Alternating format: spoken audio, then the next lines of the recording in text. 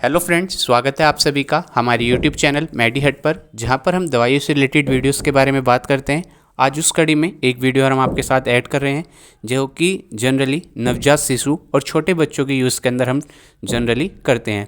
तो बेसिकली अगर हम उसके अंदर कंपोजिशन की बात करें तो उसके अंदर कंपोजिशन हमारा अल्फ़ा एमाइलेज और पेपिन जो है हमारा इसके अंदर पाया जाता है, और काफ़ी सारे उसके अंदर जो है ये कार्मिनेटिव्स, मिक्स ऑयल और डाइजेस्टिव एंजाइम और प्लस साइमेथाकोन भी इसके अंदर हमारे साथ काफ़ी ज़्यादा देखा गया है। अगर हम कुछ पॉपुलर ब्रांड नेम्स की बात करें तो इसको जो है,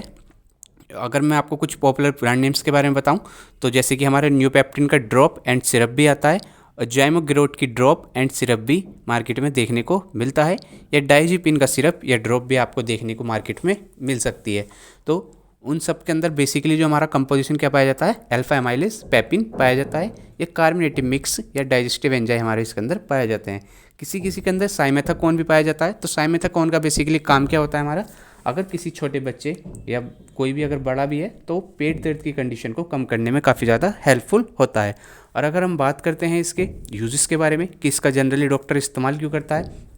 तो बेसिकली जैसे कि मैंने आपको बताया इसके अंदर कार्मिनेटिव्स होते हैं या डाइजेस्टिव एंजाइम्स होते हैं। तो कार्मिनेटिव्स हमारे क्या होते हैं, जैसे अगर हम मान सकते हैं हम घर के अंदर जीरा वगैरह लेते हैं ना, तो वो हमारे जो डाइजेशन की क्रिया होती है उसको बढ़ाने में काफ़ी ज़्यादा हेल्पफुल होता है। तो एक तरीके से ये एंजाइम्स होते हैं जो कि हमारे डाइजेशन में काफ़ी ज़्यादा हेल्पफुल होते हैं। तो किन किन कंडीशन में छोटे बच्चों को ये दवाई दे सकते हैं, तो जैसे कि मैंने आपको बताया था कि इसकी ड्रॉप और सिरप दोनों ही मिल सकती हैं। अगर हम ड्रॉप की बात करें मार्केट में, ये आपको 100 रुपये के आसपास की शायद मिल जाएगी, और सिरप भी थोड़ा इसी रेट में आपको मिल जाएगा।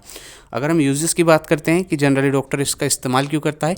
तो एक तो सबसे ज़्यादा इसका इस्तेमाल जो किस कंडीशन में जाता है, अगर बच्चे के पेट में बहुत ज़्यादा गैस बन रही है, कब्ज की कंडीशन है, बच्चे का पेट ढंग से साफ़ नहीं हो रहा है, उस कंडीशन में डॉक्टर इसका इस्तेमाल कर सकता है। या कॉन्स्टिपेशन में भी क्या होता है कि कभी कभी बच्चों को पोटी ढंग से हो रही है, कभी कभी नहीं हो रही, पेट में बहुत ज़्यादा मरोड़ई जैसी दिक्कत होती है, तो उस कंडीशन में डॉक्टर आपको ये सजेस्ट कर सकता है। यदि बच्चे का पेट फूल रहा है, पेट में बहुत ज़्यादा गैस बन रही है, उस कंडीशन के अंदर इसे दे सकता है। अगर कोई बच्चा खाना खाता है और उसका पाचन ढंग से नहीं हो पा रहा है, वो बार बार जो है हमारा मुंह के अंदर आ जा रहा है, या उस कंडीशन में ही बच्चे को डॉक्टर ये जो है दे सकता है।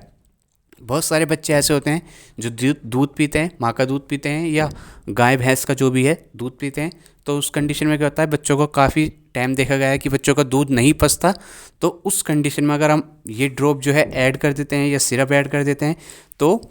जो हमारा खाना है या दूध है वो सब पचने की स्थिति में काफ़ी ज़्यादा रिलीफ मिल जाता है। और अगर किसी बच्चे को भूख नहीं लग रही है ढंग से, भूख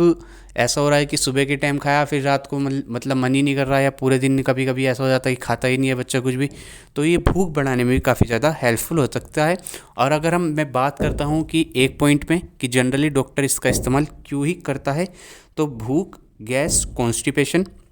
या बच्चे का पेट फूल जाना, इन सब कंडीशन में डॉक्टर इसका जनरली इस्तेमाल करता है। तो मैंने आपको इसके ज़्यादा से ज़्यादा यूज़ बताने की कोशिश करी है, जिससे कि आपको